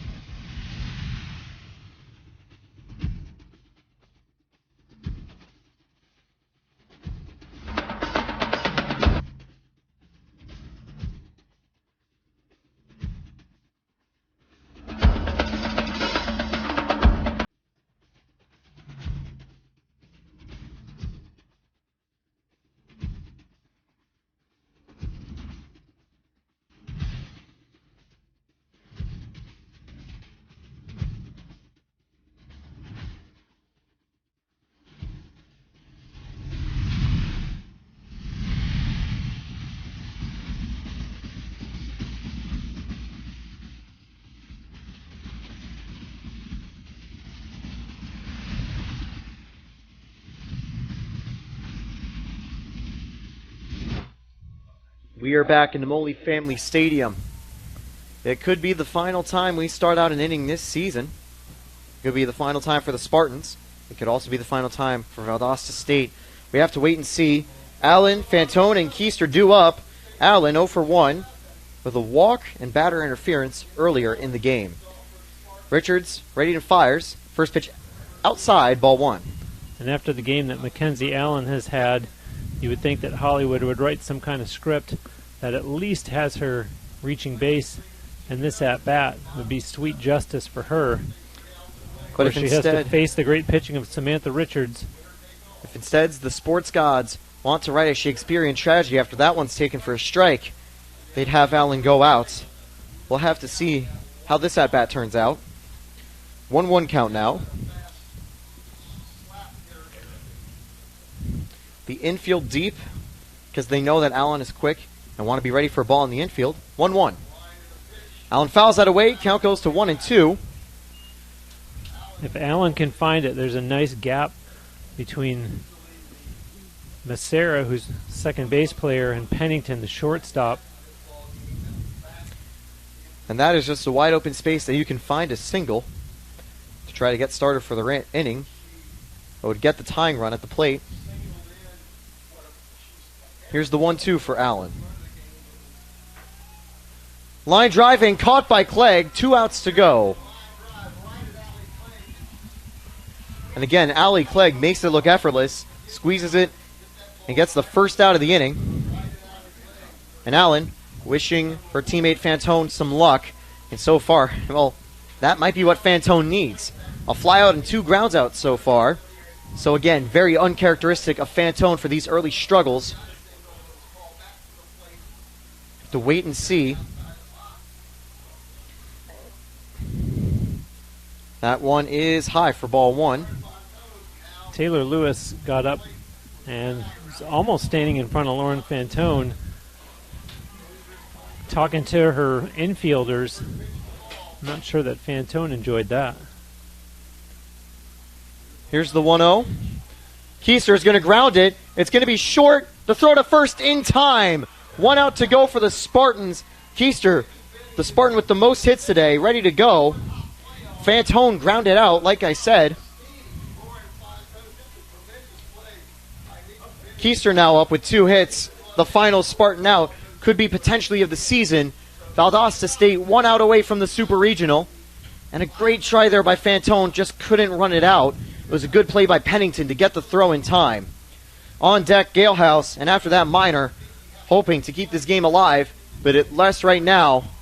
Keister, strike 1 taken. Grounded out in the 5th, singled in the 1st and 3rd.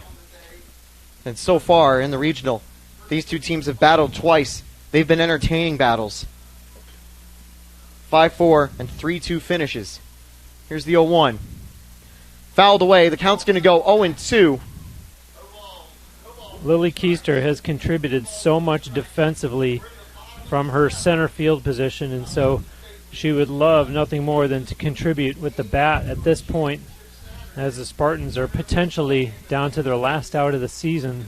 And the stress building. A potential pitch from Richards to Keister. Outside ball 1.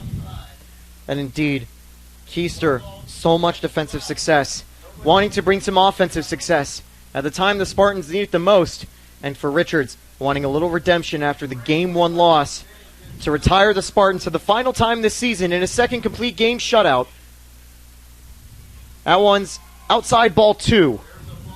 Last time she faced the Spartans, it was a loss. The game first time she did, she conceded 4 runs in a win.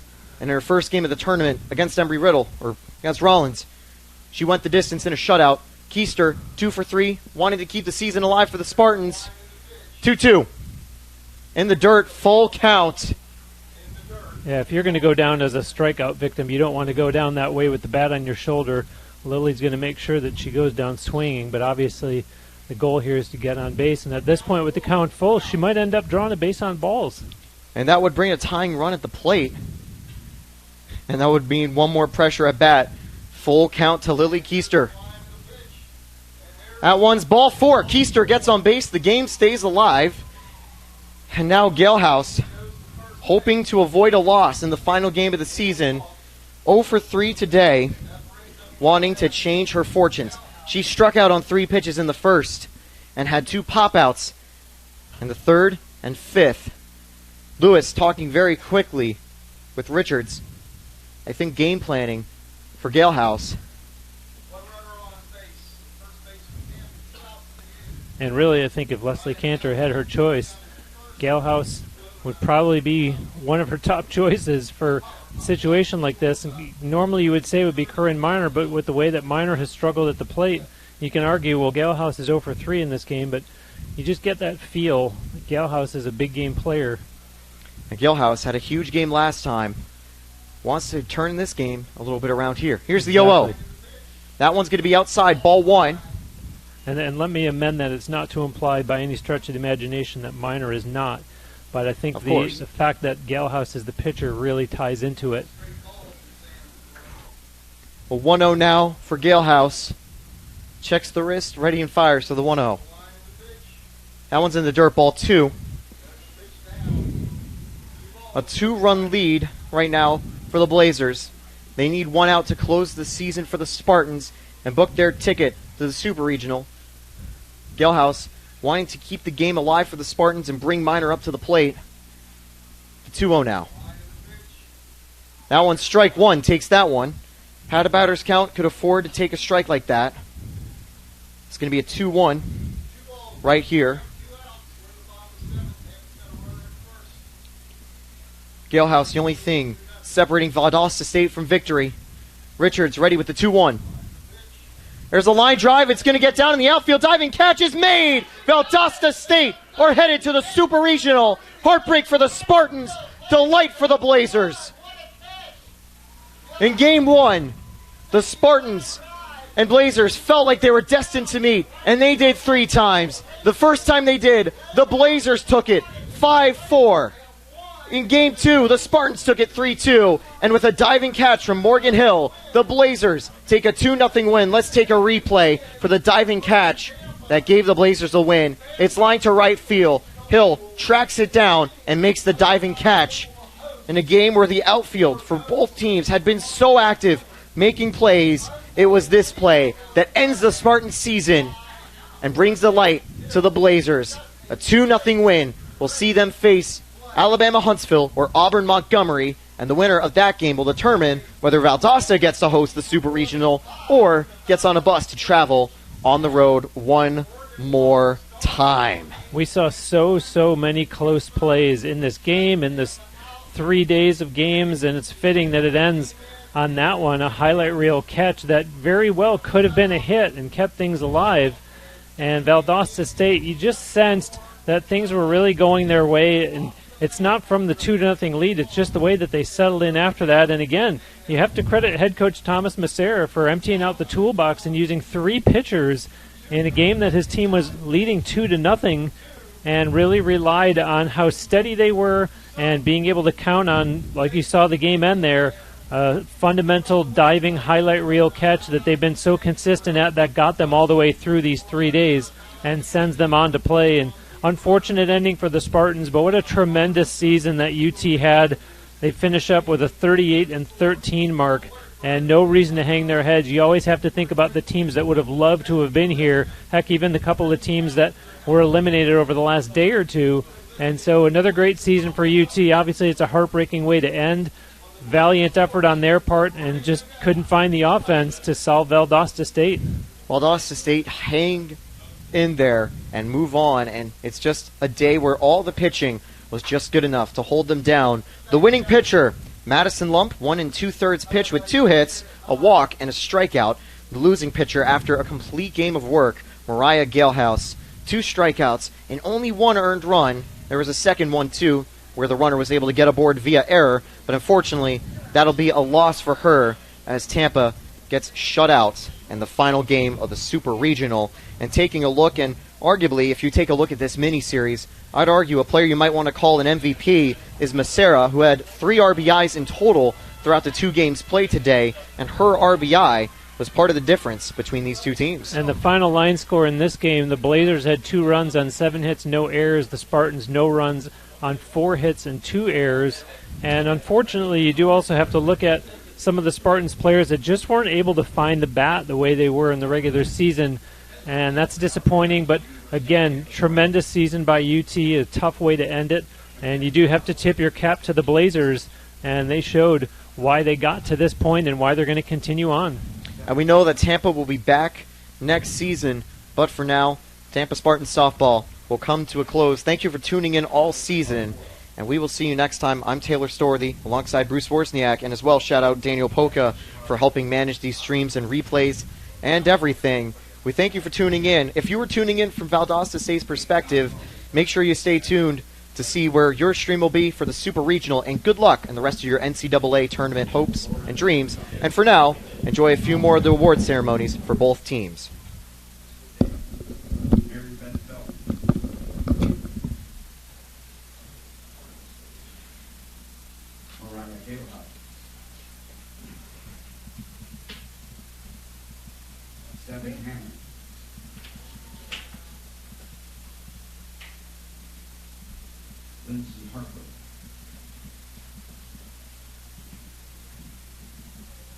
Jensen.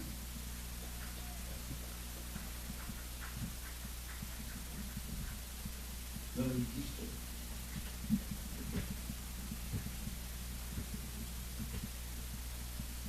Savannah Miller.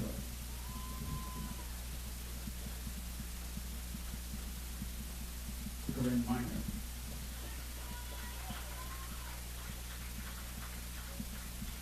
Miranda Correct. Avery Perkins.